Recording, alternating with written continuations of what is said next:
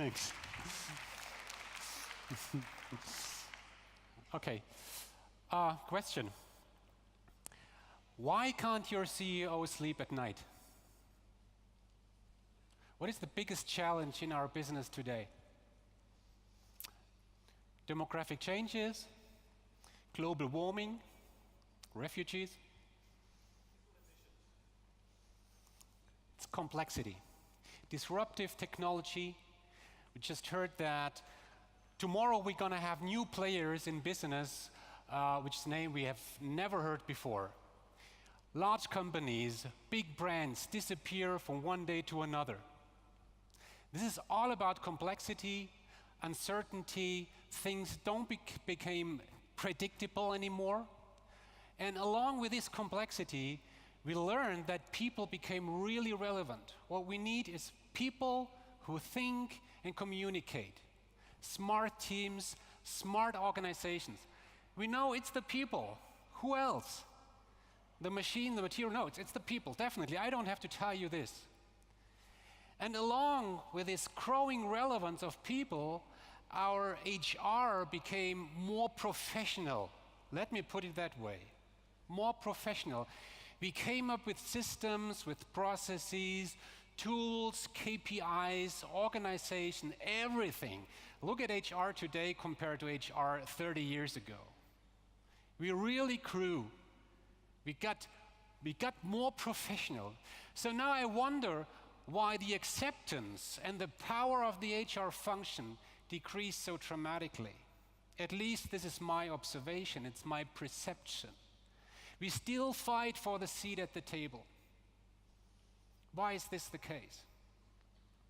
I will try to find an answer today to this question, and what I show you is a playing field, a triangle, and you have to decide in which field you want to play. You can draw a circle into this field. Now let's start on basic HR. Some companies are there. Basic HR, that means we hire the people and we compensate the people, full stop. Yeah? You don't have talent management, no competence management, no health management, nothing. It's a kind of Darwinism. You say, I don't need a talent management. The best people will find their way anyhow.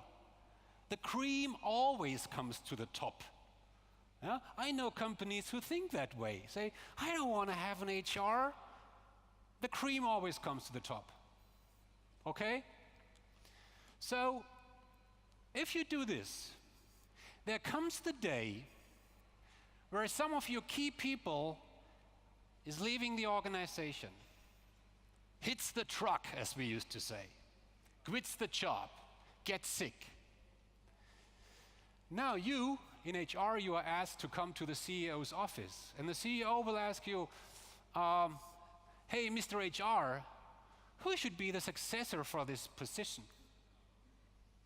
And you will say, I don't know. I'm not prepared for this. And by the way, the cream always comes to the top.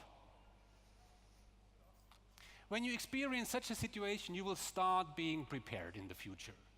You're going to develop processes, tools, programs, systems, KPIs, all these nice things. So you move from left side to the right side. This is what we have observed in the last few decades. And it's interesting to see that many organizations moved into this angle. It's a very central planned and controlled approach. The philosophy is that you in HR, you take control about everything that is people related. You act from a central point in the organization. You are armed with a system that helps you to do your job, to take over responsibility for hiring, for development, for retention. You even take over responsibility for engagement, motivation, satisfaction, happiness, health, and everything. From a central point. And I think this is very, very difficult position. I mean, what did we do? Look, here is the hierarchy. We have a competence model. based on some behaviorally anchored rating scales. We also have job architecture. We define job profiles for every single job. All this is named competence management. We assign these different profiles to different jobs, to different positions in the organization, which allows us to prepare job descriptions. This also allows us to make job ads, and with job ads, we hire people for the different positions, with different profiles, with skills and competency profiles. So on a strategic level, we have a strategy. And we do strategic workforce planning. And we have a balanced scorecard. We cascade down objectives from top to down, to every single level of the organization. To make this run, we have performance appraisal, where every single manager does interview with every single employee once in a year about future objectives, past performance. And at least one outcome of performance appraisal are development plans for every single employee. As a next step, we do talent review, finding out who are the most suitable employees, the most talented, the high potentials. We put them into 360-degree feedback to better understand strengths and weaknesses. We set them on some career path. And then this allows us to have some succession planning. And all this is built on an HR information system, which allows us to draw some KPIs. And on and on and on and on. This is a simplified picture of modern HR. It took me hours to prepare this slide. If you like this, you are probably a consultant. Now, what did we do in the last few decades? We add complicatedness to complexity. And if you ask me, is this the answer to complexity? I have a big question mark. This is hierarchical thinking, pure hierarchical thinking. We very much think top-down. And top-down thinking, hierarchical thinking, is not the best way to cope with complexity. Think of a human brain. Our human brain and even the entire human body is not hierarchically structured. It's a network of different components which work independently but very well connected. There is no boss in your body. Or would you say that somewhere in your brain there is this one supercell, the CEO? You must decide, should I drink a Pepsi or a Coke? Oh, let's ask the boss. Then you have here the boss, Pepsi. And then the entire organism acts accordingly. Now, come on. This is not how a flexible system really works. Now, let's think about the future. What does that mean now for the future in times of complexity? I mean, you all know these different studies which are there, which ask the question, how is the future of HR? What is critical in the future? And all these studies, and this is just one example given by the Boston Consulting Group, these studies make us believe that we need to manage better our talents, that we have to manage diversity, we have to manage health, we have to manage engagement, we have to manage satisfaction, we have to manage transformation, we have to manage change, we have to manage. And every time I say manage, I mean processes, systems, KPIs, organization, everything. And you as an organization, you might feel, there's still so much we need to do. If you ask me, what is the future of HR and what is really critical, I would never say more talent management, more active sourcing, more employer branding, more. No, this is not the answer. The answer lies much more in some fundamentals, which move much more into this direction of saying, we want to support our people. We put the people in the center. We want that people take over responsibility for the development. And what we do in HR is we enable them. Yeah? You have to make a choice. Where do you want to play in this playing field? And if you play in this area on the bottom right-hand side, there are probably three principles, only three, which you might take into consideration, which are absolutely key in my eyes. The first thing is diversity. The other thing is give the people power and authority. And the last thing is people must feel the consequences of their actions and decisions. I will talk about these three for some minutes now. I think these are the three answers to the question, what is critical for future HR? The first one. In classic HR, textbook HR, we think like this. We expect people to be like this. We have a competence model, clearly defined.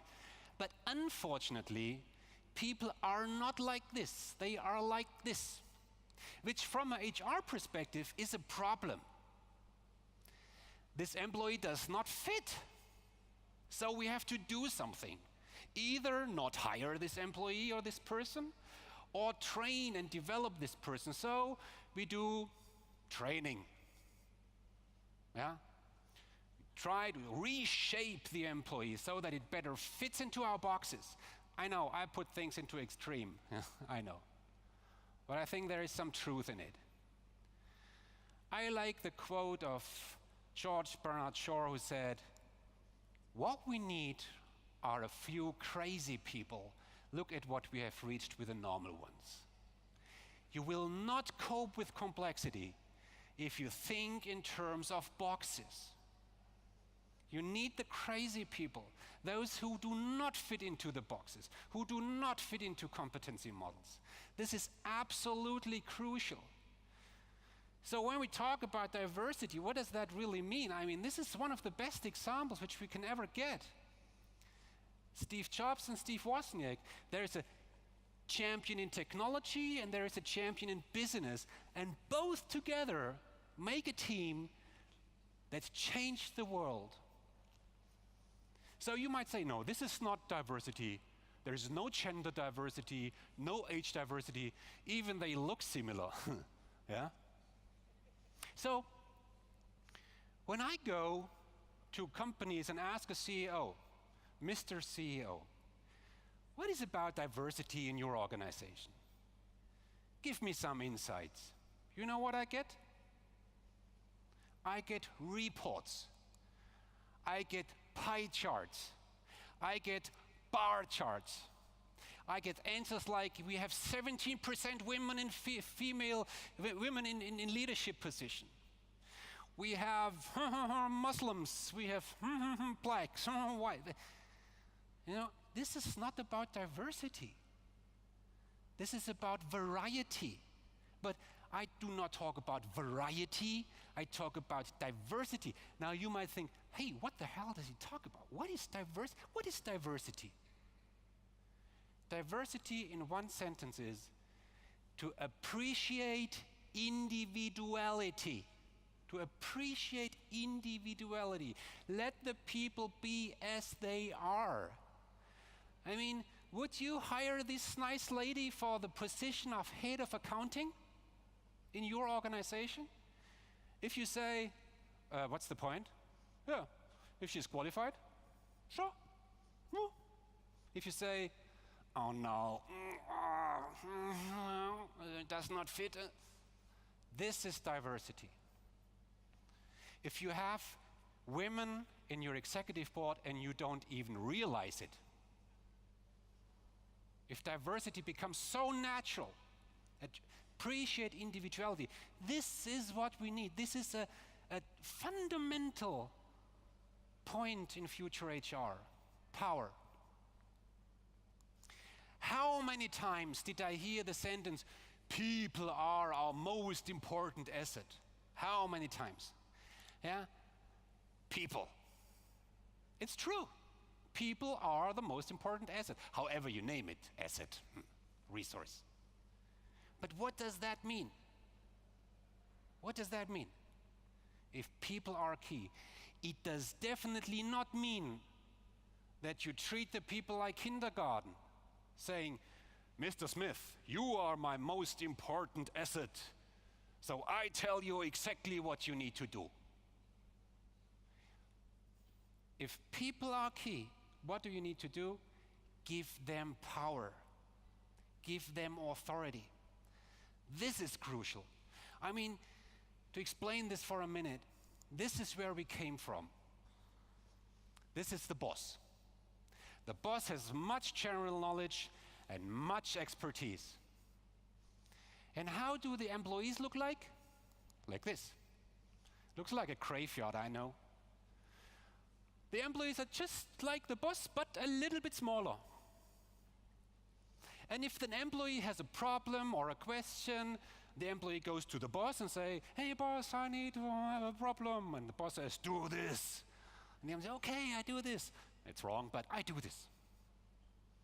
The boss is the master, the supermind, the genius. The company is there to fulfill the dreams of the boss. This is where we come from. Today's reality is different. We have managers like this, more and more, much general knowledge and some rudimentary expertise. And the employees are like this. And every single employee has more expertise in their field than their boss. And they all have different expertise in totally different areas. Diversity. So, who should have the power to make decisions? The boss? Let the people do the decision, because in many situations, the people are much better qualified, closer to reality, closer to the real action to make the best decision. This is a simple truth. People are more and more better qualified to make better decisions than their managers. And this leads us really to some fundamental instruments or tools in HR. I mean, I've written a book this year about performance appraisal. And my key message is that classic performance appraisal does not work in an agile, modern work environment. And I give you one argument. Managers who work like this are not bosses. They are coaches. Yeah? They ask questions. They have the big picture in mind, but leave the responsibility with the people. Coaches. We know that we need more coaches than bosses. And now, my personal hero is Douglas McGregor. Douglas McGregor, one of the most important management thinker of our times, and he wrote a book 50 years ago, more than 50 years ago. It's my HR Bible. And Douglas McGregor once said, the role of judge and the role of counselor are incompatible. When he talks about counselor, he means something like a coach. So the point is that managers who coach will never judge their people. If you in HR force your managers not only to give feedback, but put the feedback on the form below expectation, hand over the form to HR, and then you have consequences for the employee, you turn managers into judges.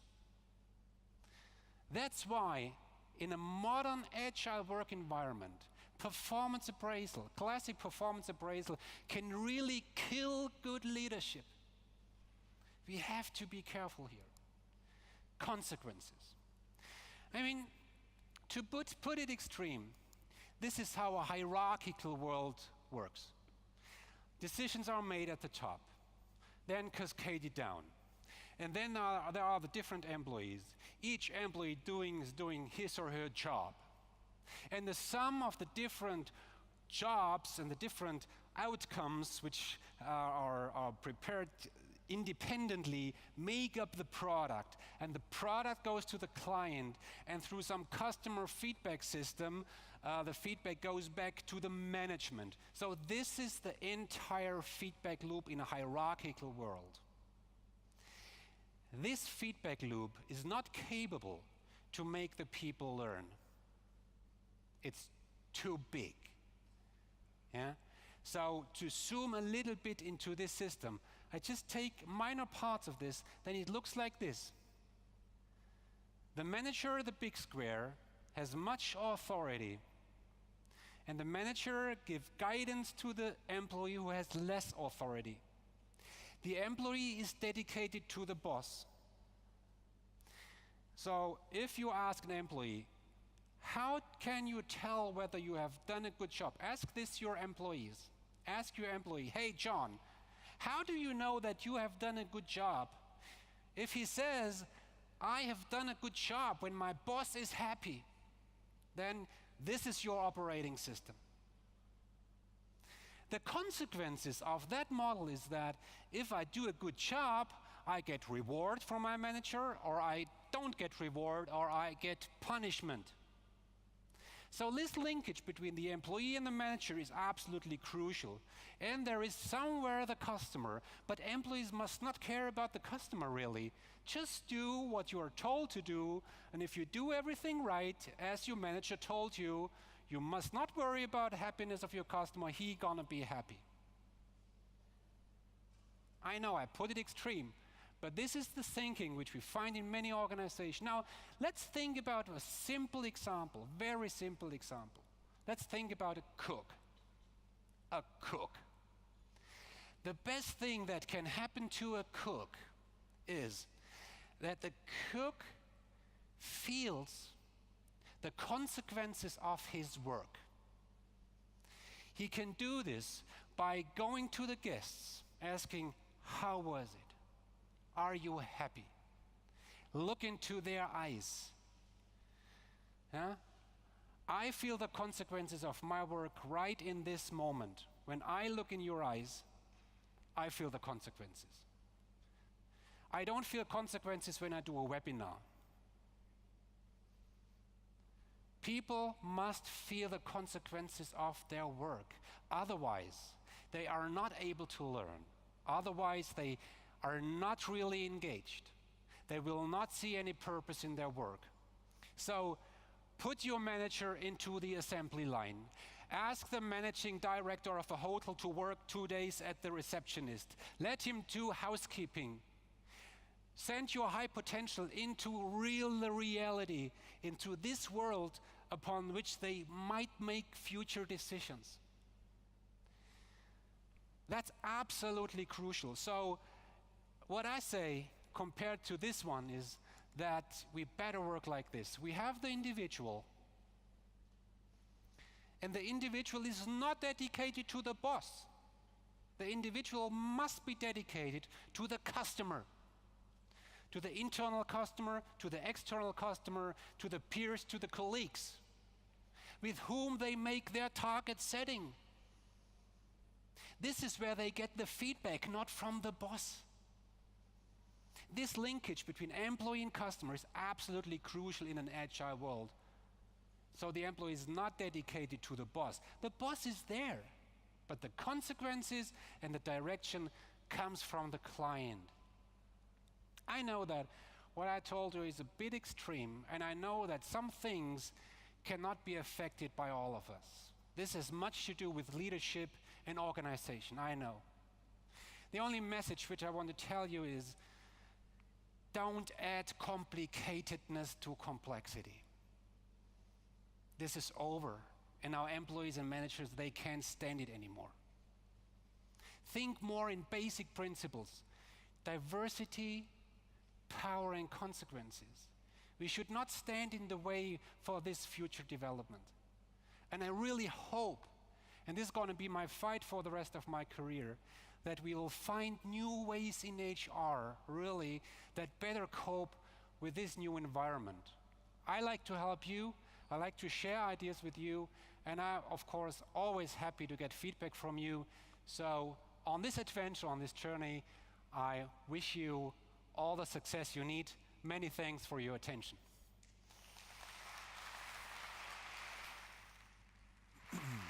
Truck, as we used to say. Quits the job, gets sick. Now you, in HR, you are asked to come to the CEO's office, and the CEO will ask you, hey, Mr. HR, who should be the successor for this position? And you will say, I don't know. I'm not prepared for this.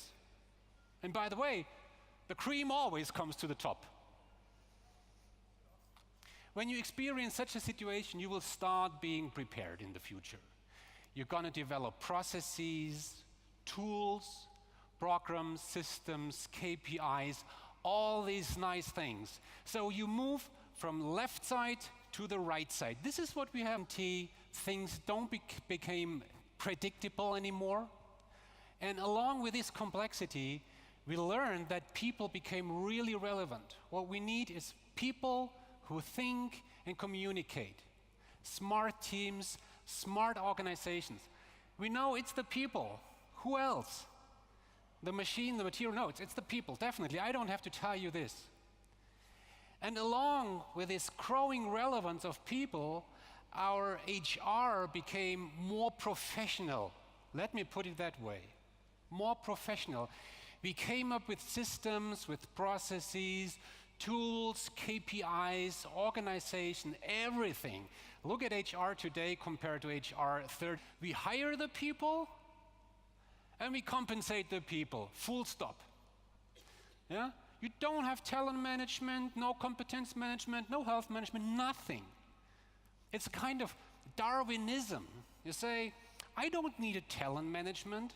The best people will find their way anyhow. The cream always comes to the top. Yeah? I know companies who think that way. Say, I don't want to have an HR. The cream always comes to the top. Okay? So, if you do this, there comes the day where some of your key people is leaving the organization. Hits the years ago. We really grew. We got more professional. So now I wonder why the acceptance and the power of the HR function decreased so dramatically. At least this is my observation, it's my perception. We still fight for the seat at the table. Why is this the case? I will try to find an answer today to this question. And what I show you is a playing field, a triangle. And you have to decide in which field you want to play. You can draw a circle into this field. Now let's start on basic HR. Some companies are there. Basic HR, that means... Thanks. Okay, question. Why can't your CEO sleep at night? What is the biggest challenge in our business today? Demographic changes, global warming, refugees. It's complexity. Disruptive technology. We just heard that tomorrow we're going to have new players in business, which name we have never heard before. Large companies, big brands disappear from one day to another. This is all about complexity, uncertainty.